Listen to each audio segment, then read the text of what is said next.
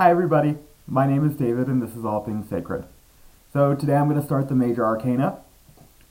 I was considering saying a few words, maybe even doing a whole video, but I decided against that, about the difference between the Major and the Minor Arcana. I talked enough about the Minor Arcana. It should be pretty obvious that they have very specific focuses with the Earth suit. If you're going to bring it down to the lowest level, being about our material standing, our material situation, the water suit being about our love and relationships with ideas and people and our connection to ourself and the divine. Excuse me. Sorry about that. Kitty hair. And then the wand suit would be about our drive, our passions, the things that we strive after, the type of life that we try to create for ourselves, and our and possibly our frustration and our anger with those things when they don't find accomplishment.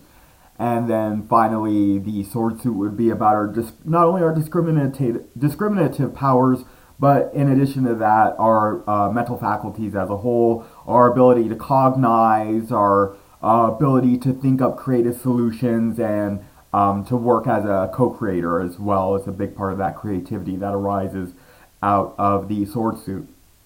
These are all different things that go together to create what most people will identify as their ego, their personality. These are things that people will identify with, but don't really point to the true self, to the true them behind those indicators. The true self is pure consciousness, pure being, pure bliss. And it's pointed to more so by the Major Arcana. The aces sitting at the top of the tree of life and being the initiation of the energies of the various elements do point back toward pure spirit, pure being, pure awareness, pure bliss. Satya Ananda, the Hindu said. And but that's really just the ace. Even the 2 and the 3 start the process of division and materialization, harmony with the 3 especially, but of diversification. And the Major Arcana, on the other hand, and we'll talk about this a lot with the description of the first card actually, focuses more on the spirit, on the true self that exists behind this supposed idea of who we are. Because when we stop identifying with these various factors that go to create the Minor Arcana and the various suits, then we realize that there's a self beyond all of those things who is not affected by any of this. That self, to the world, appears to be, as this card is called, the Fool. I'm not going to talk about the Hebrew letters in these videos. I might make videos later talking about that. That's it right there for Aleph, Oxcode. But that symbol there, which is a little hard to see, it's a upward-facing triangle and another upward-facing triangle within it. This is the symbol for both air and spirit. And I will talk about these because these are a major part of the understanding of any of these given cards. The Major Arcana, each of them represent either a planetary energy, an elemental energy, or a zodiacal energy. And in addition to that, there's also the universe, which has dual attributions, and the Fool, which also has dual attributions, the first and the last being reflections of one another. The other thing to remember is that the Major Arcana are each related to a specific number. This one is related to the non-existent number 0.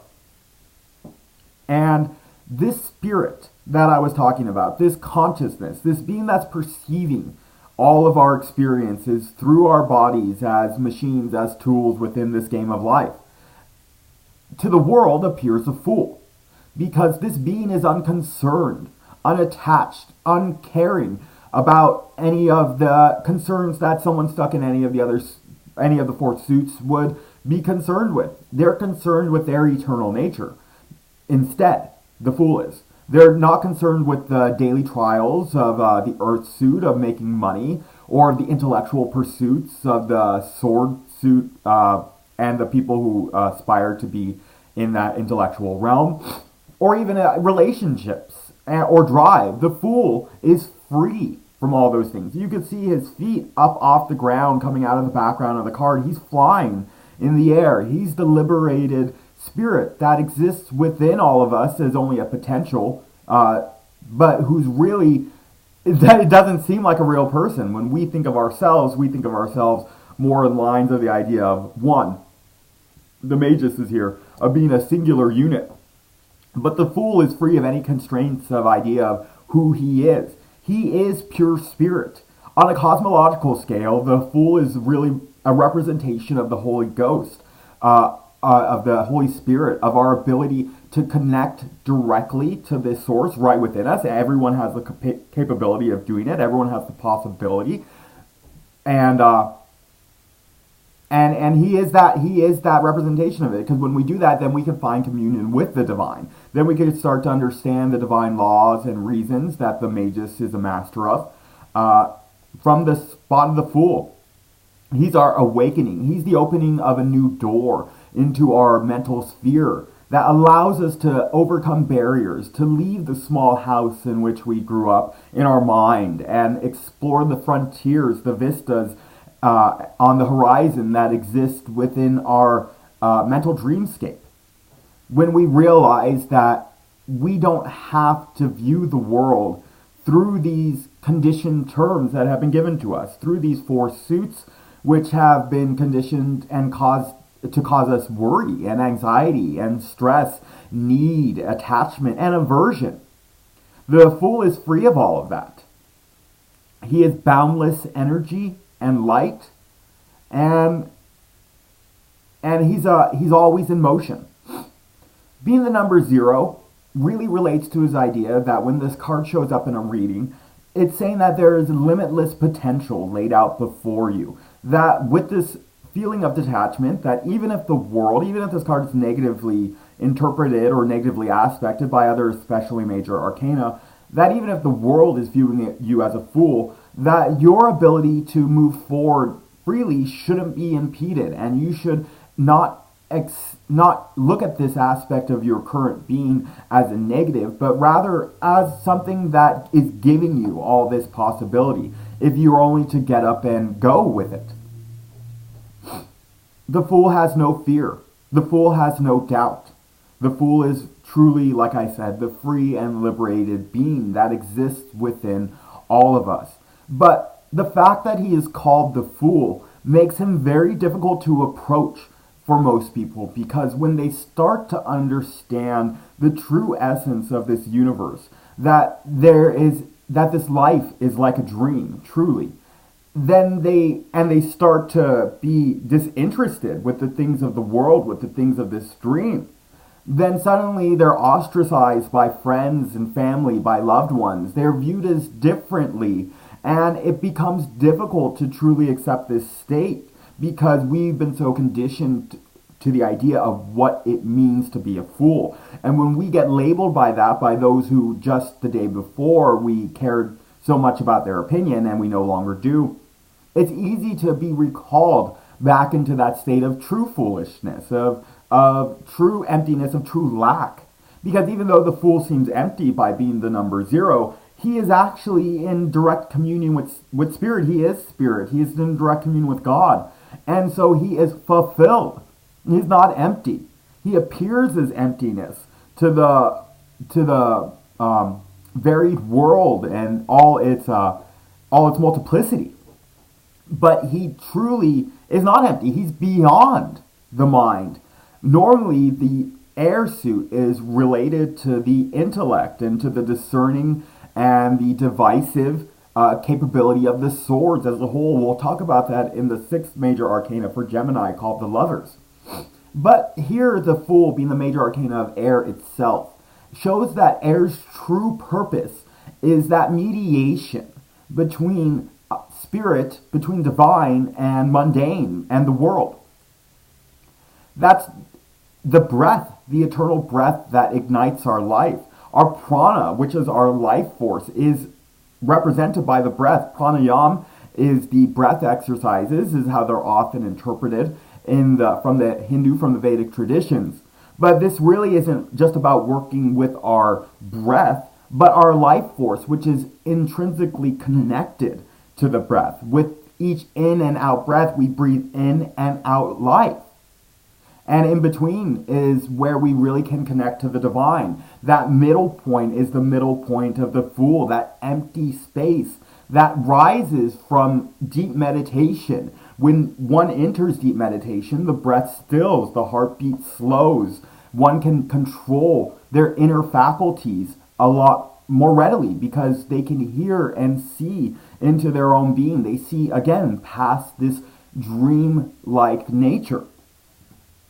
That is the reason why when one begins to connect with this energy, when one really begins to start their process of what is often called spiritual awakening, and this isn't becoming a spiritual person interested in spiritual topics, only try to be pure and good, that person as well isn't necessarily actually viewed like the fool to most people, although to some they are, of course, but that person is often looked upon with great praise and honor for being so pure of heart, but that it too is a sattvic attachment.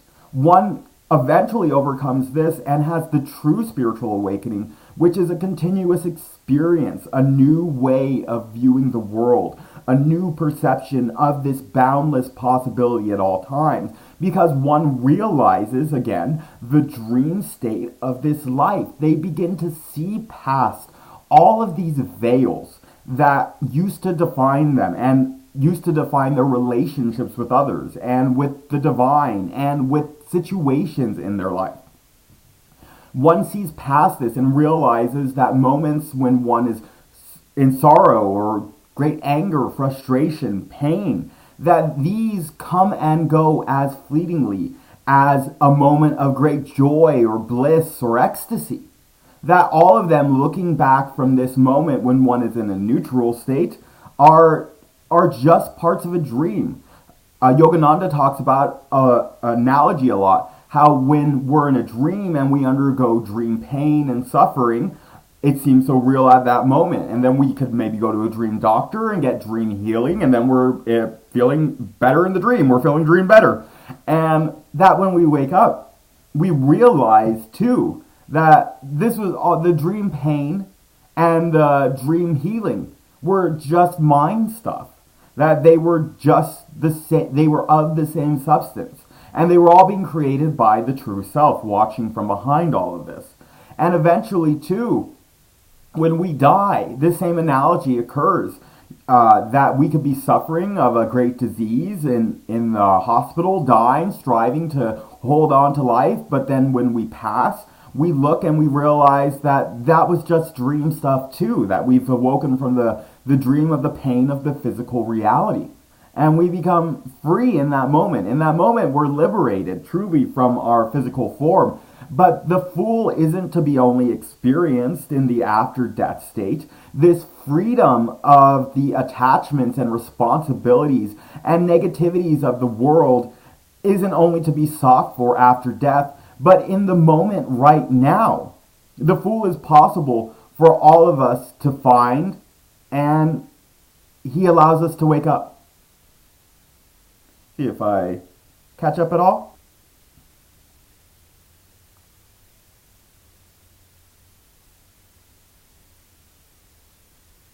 But yeah, so I'm a little choppy, but I'm going to continue just for a moment more. I'll put down the card. This life is a dream, and we shouldn't take things too seriously. When we're spiritual awakening, we realize that this life is a dream, and we start to become more spiritual in the sense that we start to live more with spirit than we do with body and its associations. We become free, like the Fool. And the world is going to give us that label for a time. And the awakening process will likely be difficult because it is so averse to the common experience of life, to the common perception that we've grown up with, so that we might even feel like a fool because we can't discern the difference between what we consider reality and what we consider a dream. Because we're beginning to see that things aren't what we thought they were or what were taught that they were. And this path of awakening can seem like a madness for a little time because of this, because it's so different from the ordinary realm of consciousness. But if one continues to strive forward and hold on to this energy of the Fool, of this endless potential, one will eventually come to find that the lessons that they're seeking for how to stabilize themselves will be occurring from within naturally, and that a person on this path will be freed. Once their awakening starts, there's no turning back, and the world will continue to call one a fool. Just remember to be open to it. Take that happily, and offer only love in return. I may say a few more words about the dream state of life. I'm not really sure in the next video. I probably need to clean up this computer a little bit so that I stop being so choppy at the end of all the videos and I could do them a little bit longer. I want to thank everyone for coming, and I love you all. And I will be talking probably a little more about the Fool and the Magus in the next video. Take care, everyone.